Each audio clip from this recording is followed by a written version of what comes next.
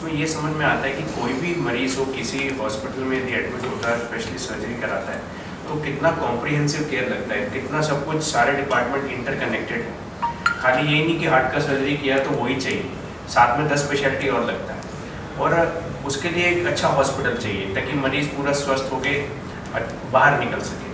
नहीं तो क्या है कि कोई 2 स्पेशलिटी नहीं है, 1 स्पेशलिटी नहीं है, तो मरीज़ को प्रॉब्लम हो सकता है। तो ये एक अच्छी चीज़ रहती है, जैसे हमारा अस्पताल है, बाकी और भी बहुत अच्छे अस्पताल हैं, बट चूँकि हम वोखाट के बारे में बात कर रहे हैं तो एक अच्छी चीज़ ये ज़रूर है। डॉक्टर विपिन नरेश ने बोला कि what is more important is a team.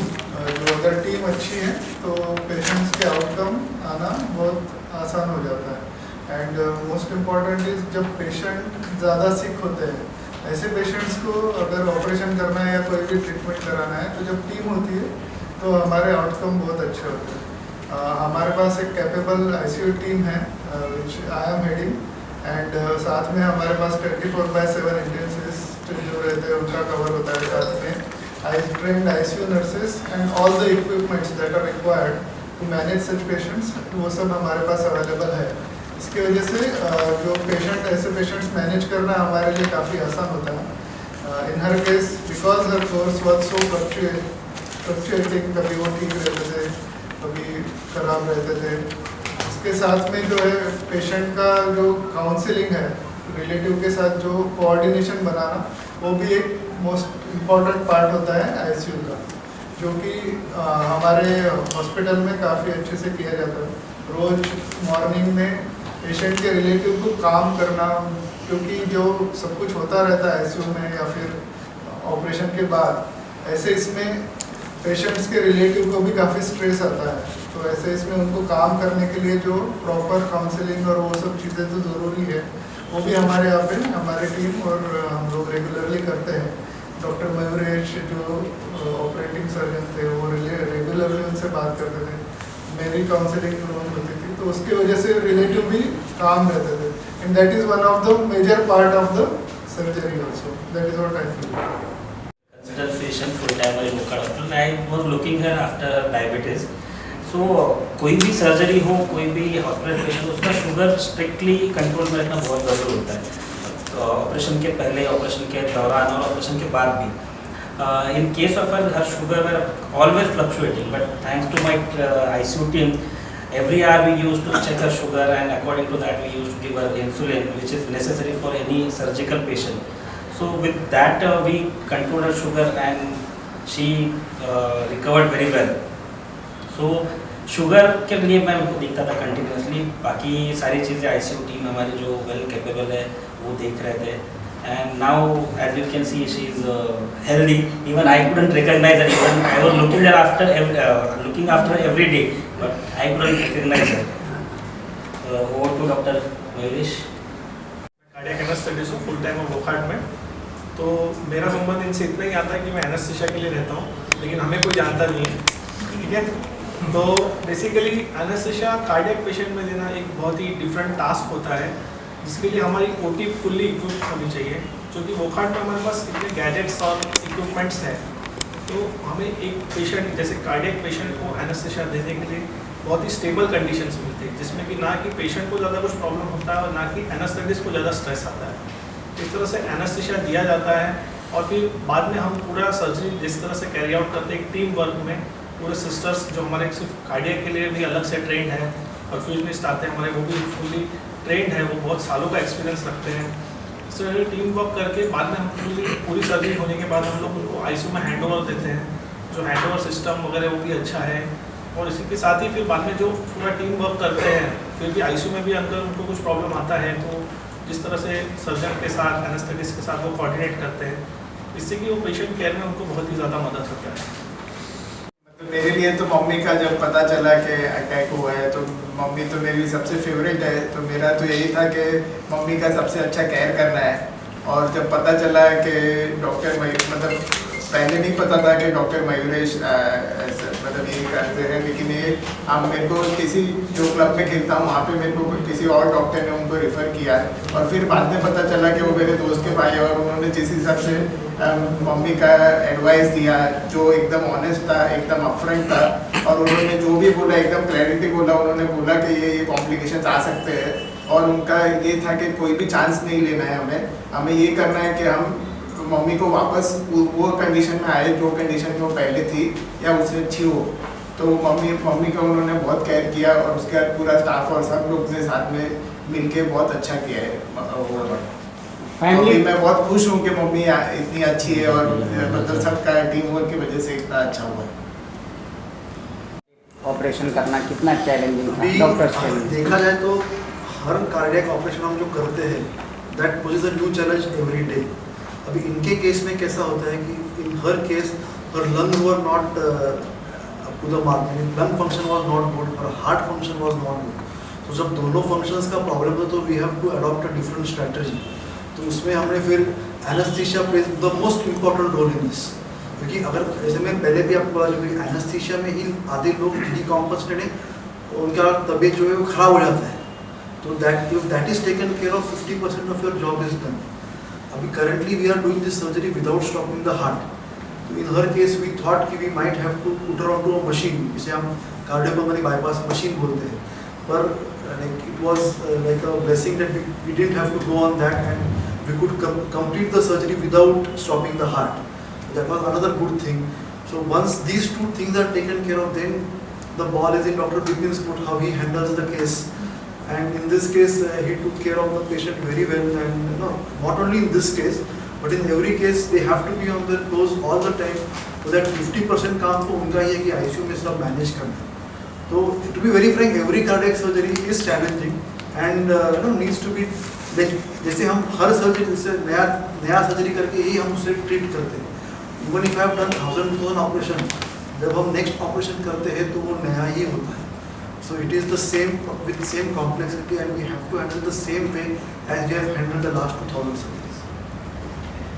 Jignesh ji आपसे मतलब मम्मी को रात को चेक मतलब पेन हो रहा था। अच्छा। तो फिर तभी तो मेरे को ये था कि एसिडिटी ऐसे कुछ होगा, तो फिर पहले वो उसके लिए फिर हम बोला कि थोड़ा एसिडिटी का कुछ अगर वो करके देखते हैं। फिर बाद में सुबह मेरे को मेरी कज़िन है, वो भी डॉक्टर है, तो उन्होंने बोला कि वो ECG निकाल के देखो।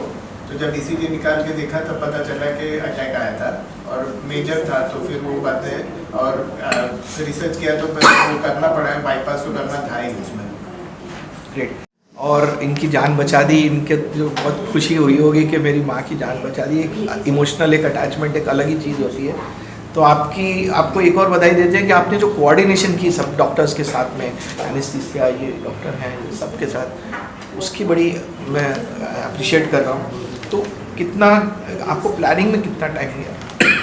नहीं, द बेस्ट पार्ट इज अभी समझ के चलो कि आज I get a patient today in a very bad condition, even worse than this condition. तो planning becomes so simple because everyone is available under one roof at one time. हाँ। So that is the most important thing कि we don't have to keep thinking or keep calling people because as they are all just a phone call away and just up or down in the hospital. So I just have to call them ये करो and it takes no time for the surgery to be planned. तो अभी इनके case में we had a lot of time, so she had to go undergo a few investigations, कुछ करना पड़ा। तो we had adequate time, कुछ blood thinners रहते हैं वो बंद करने पड़ते हैं ऑपरेशन से पहले। So accordingly we planned and हमेशा प्लान A, B, C और तो वो रखना ही पड़ता है कि अगर ये हुआ तो क्या करेंगे, ये हुआ तो क्या करेंगे। सो प्लान A था वही सक्सेसफुल हो गया, इसलिए प्लान B और C तो हमारे पास देखने नहीं। तो जब डायग्नोसिस में गए थे तो क्या क्या आपने डायग्नोस किया था? One was diabetes, one was lungs का, then blockages cardiopulmonary fitness is very important, यानी हार्ट और लंग का कंडीशन। अभी इनके केस में सबसे बड़ा प्रॉब्लम था हार्ट और लंग का दोनों कंडीशन खराब हो। The other problem is that और डायबिटीज़ वॉज सो अनकंट्रोल्ड। तो जब वो रहता है तो प्रॉब्लम में प्रेशर फ्लक्चुएशंस काफ़ी ज़्यादा हो जाते हैं एनेस्थीसिया के time, during the surgery, after the surgery. और सबसे इम्पोर्टेंट है अगर शुगर्स कंट्रोल नहीं होते तो हड्डी काट के ये ऑपरेशन करते हैं वो हड्डी भर के नहीं आता है, इन्फेक्शन होने का चांस रहता है। So everything has to fall in place for her too और him to go home in a good condition. Great. My other question is, what do you feel that she could have done in her lifetime so that she could not have reached this kind of stage?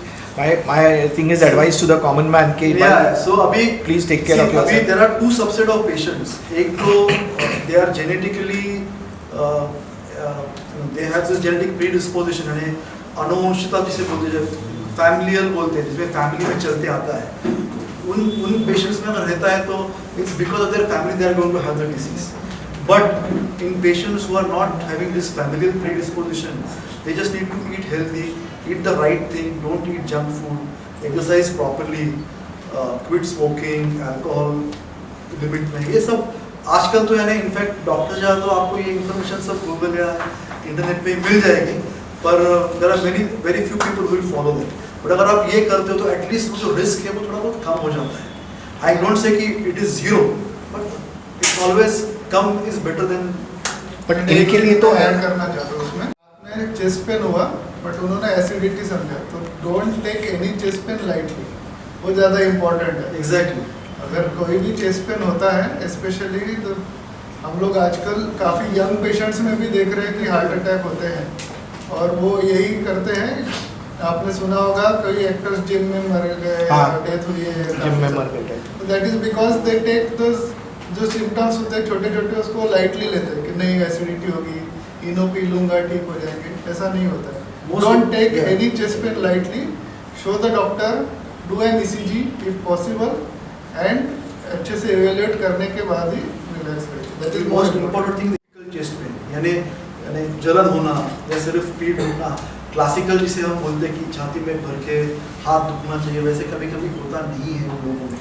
तो these symptoms are neglected. So as rightly Dr. Bipin said, you should not neglect such symptoms. You should get yourself evaluated and tested. And most important thing is, अभी everyone has become a very health freak जिसे बोलते हैं. So staying healthy and staying fit are two different things. Not necessarily that if you are fit you are healthy. This is what we need to understand. Because if you see अभी as I said gym में लोग बोलते हैं, तो they are all fit people, but still they have heart attacks, they suffer heart attacks. So you have to stay healthy. No doubt you have to stay fit, but you also have to stay healthy. A healthy heart. You also mentioned about the post-operative care, which is equally important as much as the operation. Exactly, no doubt about it. Could you say something about post-operative care, because that is a little neglected. Everyone, as you rightly said, doctors ये है, उसके बाद ठीक हो गया ना तो अभी चलता है. तो कैसे होता है कि तो there are two post-operative care. One is in the hospital itself, but one is after she goes home, which is like now. So अभी कैसा होता है कि जब हम हॉस्पिटल में रहते तो generally 2 to 3 days, let's take it, she was a different case, so she was in the ICU for a longer time, but generally जब everything is falling in place, generally 2 to 3 ICU days she is in the ICU and 3 to 4 days in the ward. तो जब ICU में होता है it is very important, critically monitor जिसे कर देंगे every minute there is one nurse sitting in front of the monitor, किसी कुछ चेंजेस नहीं. क्योंकि ड्यूरिंग दिस सर्जरी क्या होता है कि देयर इज सम, अगर आपके कुछ धातु कम ज़्यादा होते हैं तो आपके हार्ट रेट जो है वो ऊपर नीचे हो सकता है. सब ज़्यादा यूरिन भी आ गया तो हार्ट रेट ऊपर नीचे हो सकता है. ब्लीडिंग का चांस रहता है, तो ब्लीडिंग कंटिन्यूसली मॉनिटर करना पड़ता है. तो once that is taken care of, only then you are off the ventilator. That is the first step, getting off the ventilator. Second step is जब ये सर्जरी होता है तो she is having lot of lines. इधर एक line रहता है, हाथ में एक लाइन रहता है, पेशाब का नली रहता है. तो सेकंड स्टेज में ये सब लाइंस 1 by 1 निकलते हैं. And third stage is she goes to the ward. So during this time, even in the ICU and in the ward, a lot of physiotherapy involved. Physiotherapy जो रहता है, dedicated physiotherapist सुबह और शाम आता है. They work on the physiotherapy, something called as cardiac rehabilitation जिसे हम बोलते हैं. बिकॉज अगर समझो निमोनिया हो गया तो you are back, you go downhill, तो ये प्रिवेंट होना चाहिए. So once that is all taken care of, once patient is completely mobile, हम उनसे स्टेयर भी कराते हैं डिस्चार्ज से पहले. सो 2 फ्लाइट ऑफ स्टेयर्स वो करने के बाद ही हम उनको घर छोड़ते हैं. तो that is up to going home. घर जाने के बाद we also have cardio respiratory rehabilitation physiotherapist in our centre itself. They can talk to them, they can arrange that, and there are certain precautions that you need to take after the surgery. For example, you cannot lift heavy weights, you cannot do certain exercises, you cannot sit on floor, you cannot strain on while going to for stools. नीचे बैठ नहीं सकते. कुछ थोड़े मोड़े ये रहते हैं वो. बाकी चलना फिरना घूमना फिरना सब कुछ वो इमीडिएटली रिज्यूम कर सकते हैं. अगर बैठा काम रहेगा, कंप्यूटर का काम रहेगा तो वो तो इमीडिएटली कर सकते हैं. That is how it is. So I हाँ, तो मम्मी पहले तो अचार बहुत खाती थी। फिर दूसरा ये था कि मम्मी का पहले जब मैं चेक कराता था तो मैं खाली ब्लड टेस्ट करता था। मैं सोचा ब्लड टेस्ट होएगा तो बस अच्छी है मम्मी, सब प्रॉपर आ रहा है। लेकिन मम्मी का सांस फूलता था, फिर वो म्यूकस निकलता था, तो वो सब मेरे को अवेयर नहीं था। तो जब मेरे को बाद में पता चला कि ये सब सिम्टम्स भी ध्यान रखने पड़ते हैं, ये भी लंग और इसका प्रॉब्लम हो सकता है, तो ये सब मैंने इग्नोर किया। लेकिन आगे किसी को नहीं करना चाहिए। और दूसरा, इंफ्रास्ट्रक्चर हॉस्पिटल का होना बहुत ज़रूरी है। जो वोकार्ड में अच्छा था, कहीं मतलब जैसे मेरी आंटी का ऑपरेशन हुआ था तो उनको MRI के लिए कोई और हॉस्पिटल में जाना पड़ता है, फिर कोई और चीज़ के लिए कहीं और जाना पड़ता है, तो ये सब एक ही जगह हो गया तो वो अच्छा था। और फिर बाकी टीम वर्क है आगे, जैसे केयर था तो उसमें doctor Anup Taskande, doctor Sangeeta Chekar, doctor Rajeev और डॉक्टर बुल्ले ने सबने अच्छा मदद किया और उन्होंने चेक किया। और वो हमारा भी ये था कि फॉलोअप के लिए हम रेगुलरली जाते थे और उन्होंने सही दवाइयाँ दी। और अभी बात है घर पे भी हम फिजियो और ये सब बुलाते हैं, तो वो उनका भी केयर और सब की वजह से काफ़ी अच्छी हो गई है।